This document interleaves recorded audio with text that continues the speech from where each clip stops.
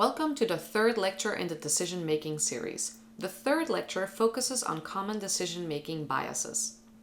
Can you find a mistake on this slide? Please pause the lecture video until you find the mistake. When you are paying attention to one thing which you think is important, you are likely to miss other important things.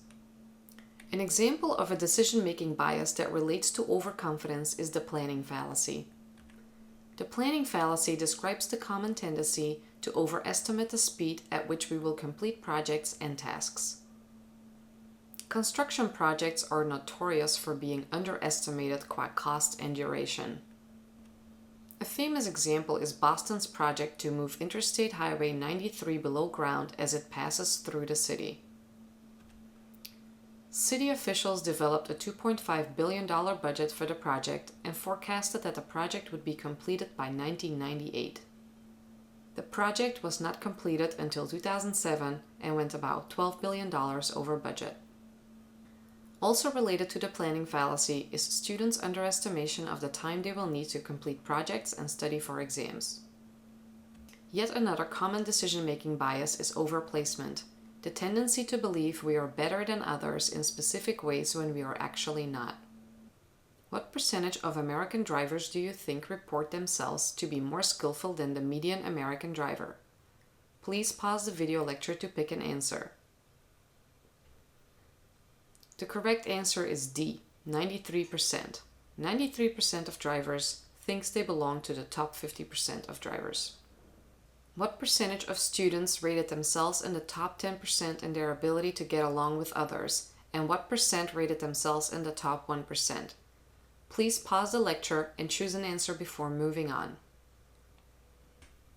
It turns out 60% of students rate themselves in the top 10% in terms of their ability to get along with others, and 25% rate themselves in the top 1%. The opposite of overplacement is underplacement, the tendency of people to believe they are worse than others on certain dimensions. For example, people report themselves as being worse at juggling than others, or at unicycle riding, or qua knowledge in very specialized subjects like Baroque music. How are Table 1 and Table 2 different? Please pause the video lecture and pick a choice yourself first. Even though most people pick C, the correct answer is D. The table on the right looks more like a square than the one on the left, which appears to be longer and skinnier. Therefore, D seems an unlikely answer choice. Let's use System 2 thinking to check this out.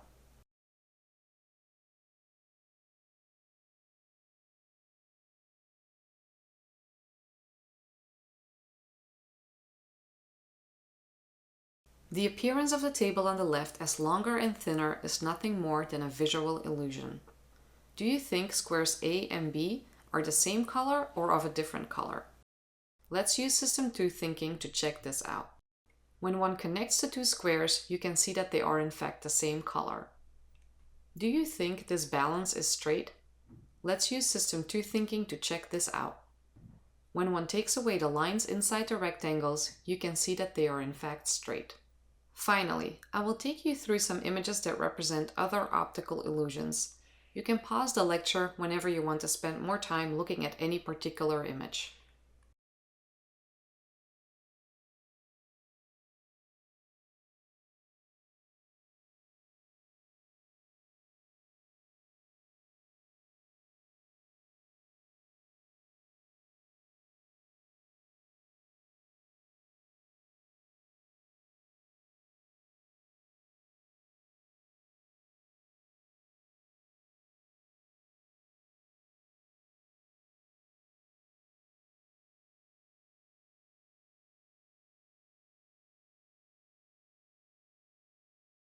Can you see the baby in this image?